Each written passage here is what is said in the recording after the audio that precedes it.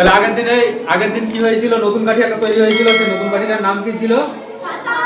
শতকের কাঠি। তাহলে আমরা এখনো পর্যন্ত কটা কাঠি শিখেছি?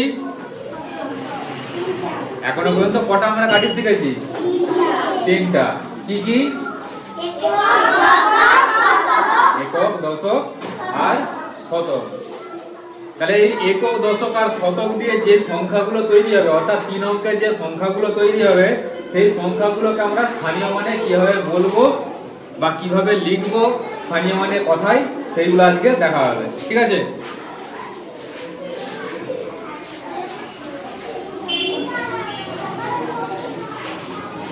তিনটা কাঠি, এটার নাম কি? একক, এটার নাম দশক, এটার নাম শতক, তাই তো? আচ্ছা, এবার যে কোনো একটা সংখ্যা লেখা হোক প্রথমে।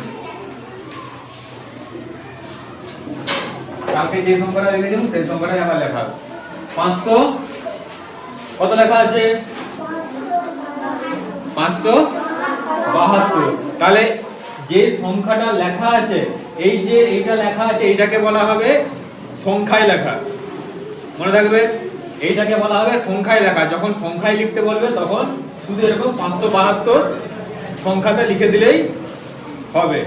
ঠিক আছে? আর এইটাকে যখন বলবে কথায় লিখতে, তখন এটাকে বানান করে লিখতে হবে। শুধু যখন কথায় লেখা বলবে তখন এটাকে কি করতে হবে? বানান করে লিখতে হবে। বানান করে লিখলে কি হবে? 572, সেটা বানান করে লেখা হবে। যেমন সংখ্যায় লেখা হয়েছিল 572, সেটাকে বানান করে লেখা হবে 572। তাহলে কি হলো? এটা কথায় লেখা হয়ে গেল। এবার যদি গুটির সাহায্যে সাজিয়ে আমরা স্থানীয় মানে লিখি তখন কি হবে? তাহলে স্থানীয় মানে সাজাও গুটিতে। এককের ঘরে কটা গুটি হবে? দুটো। কি রঙের গুটি হবে?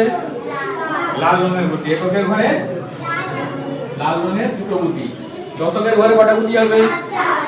7টা। দশকের ঘরে কি রঙের গুটি হয়? হলুদ রঙের। তাহলে এখানে হলুদ রঙের 7টা গুটি হবে, তাই তো?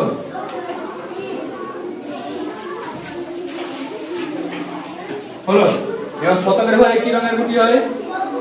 সবুজ রঙের। এখানে কটা গুটি হবে? 5টা। হলো। এইটা হলো কি? স্থানীয় মানে সাজানো বা গুটির সাহায্যে সাজানো।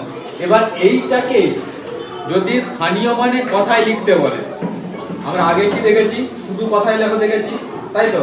শুধু কথায় লেখো বলে কি হয়? যে সংখ্যাটা দেওয়া থাকে সেই সংখ্যাটাকে আমরা বানান করে লিখে দিই।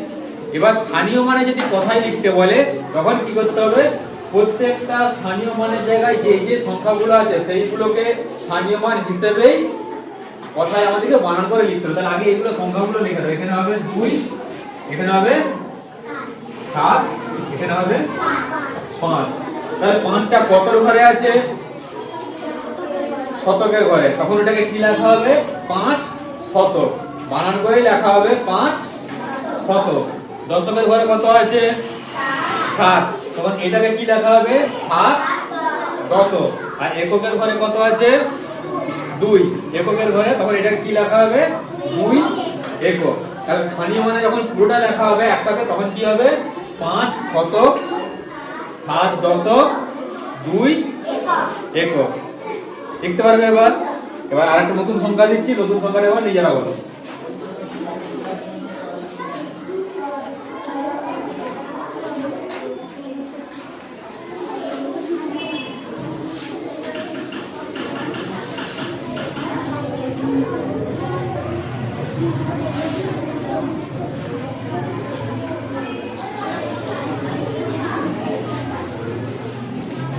তাহলে সংখ্যায় লেখাই আছে, এটাকে কথায় লিখলে কি হবে?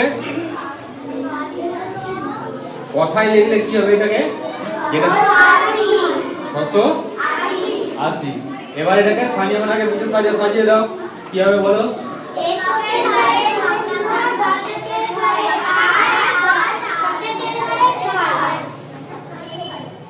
তাহলে এখানে কটা গুটি হবে? 8টা।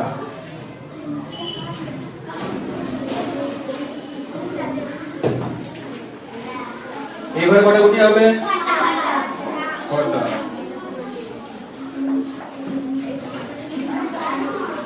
হলো। তাহলে এটা কি হলো? স্থানীয় মানে আমাদের স্থানীয় মানে সাজানো হয়ে গেল গুটির সাহায্যে।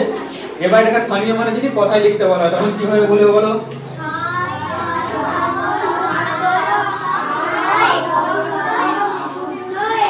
শূন্য একক। যেহেতু আমার এককের ঘরটা ফাঁকা রয়েছে তাই শূন্য, শূন্যর জন্যও কিন্তু বলতে হবে। যেই স্থানে শূন্য থাকুক না কেন, শূন্য আছে বলে ছেড়ে দিয়ে চলে যাব করলে হবে না। শূন্য থাকলেও সেটাকে কি করতে হবে? তার স্থানীয় মানটা শূন্য হিসেবেই বলতে হবে। বুঝা গেল?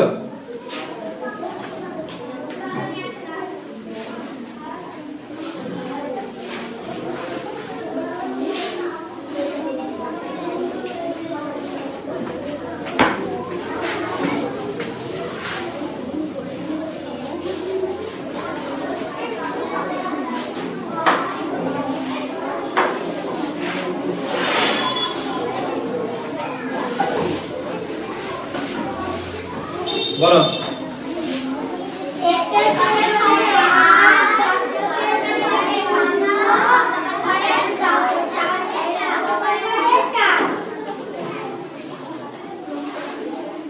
গুটিতে বলো, কটা করে গুটি বলবো বলো?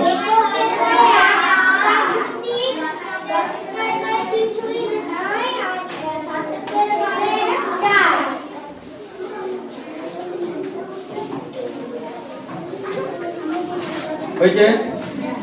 এবার স্থানীয় মানে কথাই বলো, ঠিক করে বলো। আরেকবার বলো।